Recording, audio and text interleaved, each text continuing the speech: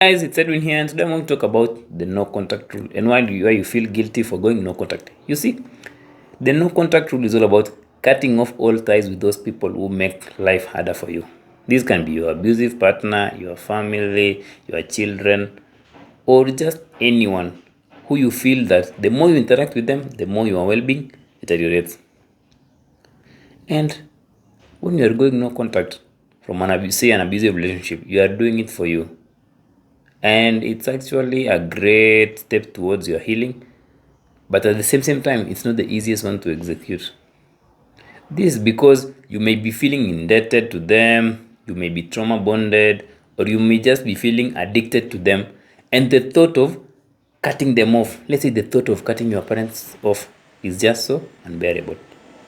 And actually that's why people may prefer suffering and keeping in touch with those abusive people in their lives instead of going no contact and finding inner peace, because you're just used to them. Like your mind is just used to interacting with them, and you actually practice no contact for the sake of your own inner peace.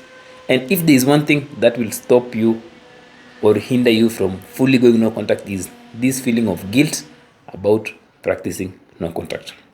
And that's what I'll explain more in this video. So you will feel bad about yourself, or even think that you are heartless for not talking to them, like you are heartless for not talking to your parents. So when you block, let's say, the abuser, it may look like you lack empathy, or you are in fact treating the abuser coldly. And the thing is, those people around you may also question your intentions, especially if they don't understand what you've been through, especially when they don't understand the abuse you've been through. So it's the point where they might give you advice like there's no need of blocking them, just talk to them. And when they say things to that to you, it makes you feel like you're the one who's really abusive in this scenario. And you may also start comparing your no contact with the days when your abusive ex was giving you silent treatment. No, of course, in the course of that relationship. So you may feel that you are also abusive because you are giving them silent treatment in the form of no contact. And another thing is, your toxic partner or even your parent may also guilt trip you to believe that what you are doing is wrong. They may guilt trip you to believe that your no contact is wrong. Like, imagine going no contact with your parents. Like, it looks really absurd, right? And the common notion is this feeling of obligation towards family, especially your parents.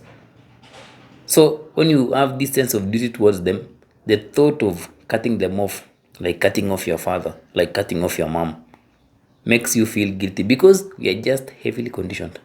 So your mind will be feeding you with all lies of how you are such a bad person for cutting them off. Like you are such a bad person for cutting your family off, yet you are doing it for your own mental being. That's why it's not easy to really go no contact. But the thing is, you can still do it because you are doing it for yourself. Of course, you will be labeled as selfish and caring, yet all you are doing is just safeguarding your inner peace. Like when you, let's say, when you are with your family, or you feel, or you are, all you are feeling is your mental health deteriorates, and you might also start beating yourself up and even isolate yourself from those people who think that you are being inconsiderate. So you cut off your manipulative family for your own inner peace. But instead of it leading to inner peace, now it leads to an emotional disturbance, which is now these feelings of guilt and feeling bad about yourself. And you'll even be tempted to just call them back and apologize because you really feel that you've done something wrong. So you are doing something for yourself, but at the same time you feel guilty because you are doing something for yourself. Hope that makes sense. So it's like the first time in your life you're really taking care of yourself, you're really prioritizing yourself, but that doesn't really go well with other people. When you start prioritizing yourself, people feel that you are doing something wrong. And I'm going to share with you the difference between silent treatment and the no contact rule. So no contact actually and silent treatment may have similarities in terms of it involving lack of communication between you and another party. But the main difference between silent treatment and going no contact is intentionality. So you go no contact to protect your inner peace. and to gain freedom from manipulation and abuse, and to gain freedom from those people who've hurt you. So you do it so that you can get the time to process the pain those you've cut off have inflicted on you. So you are doing to process the pain your abusive ex has inflicted on you. It's not about them actually, it's about you creating space for your own healing and self-protection. On the other hand, silent treatment is mostly about someone using silence as a tool of control. Like a manipulative parent, a manipulative person may go silent on you so that you can do something for them, or so that you feel bad about yourself or bad about something you've done or not done. It's all about the awkward silence which coerces you to do as they wish. It's not about seeking inner peace, it's about disturbing your inner peace. So, and silent treatment actually plays on your fear of abandonment. Because you are afraid of being abandoned, you lower your boundaries. So that's the difference between silent treatment and no contact. So, in conclusion, of course, you'll feel guilty for going no contact, but you still have to do it. It will really hard to do it because you are used to those environments where you are being demeaned. And you are going no contact for you. You are doing it so that you can really go deeper and break free from the conditioning, break free from that pain, break free from those past hurts. And it doesn't really matter how close that person you are cutting off is. Always prioritize your own well-being. Even if that person is your mom or your dad, always prioritize your own well-being. And when you really feel guilty and you can't do it, just know that that's not your true voice. It's the voice of your negative beliefs. And the thing about the mind is it will always feed you with million justifications on why you should not do it, why you should not go no contact, and why you are being hateful, selfish, or being a sinner in quotes for cutting off your family. But do not listen to it, because those thoughts are just distorted as they are now.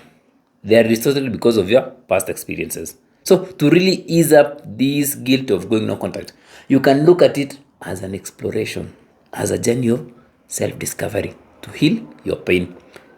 And once you heal your pain now, you can now come back to answer those complex questions like an example is this one. Is it really okay to go no contact with my parents? That's a very common question. But now you'll be answering them from your own perspective, a healed perspective with clarity, without pain getting in the way. Hope that makes sense.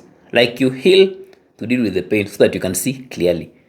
Not just listening to the second-hand answers from others. But now, once you heal, you'll be having a first-hand perspective on how to live your life without pain impairing your judgment. You'll be able to see those false beliefs you've accumulated because of your past experiences as just what is making you feel guilty for going no contact, or is what's making you feel guilty for taking care of yourself. So use your no contact as a journey of growth, and you'll realize that actually that the sense of duty you have towards your loved ones, or towards your family, or towards your ex is just ugly, and it's really imprisoning, and you don't need to do it. So you will feel guilty for going no contact, but you still have to do it because you are doing it for you. And then now, even if people tell you that you are a bad person, just do it and really work on yourself to the point now where you can now see clearly. Hope you found that informative, guys. So you'll feel guilty, but still do it. Until next time, see ya.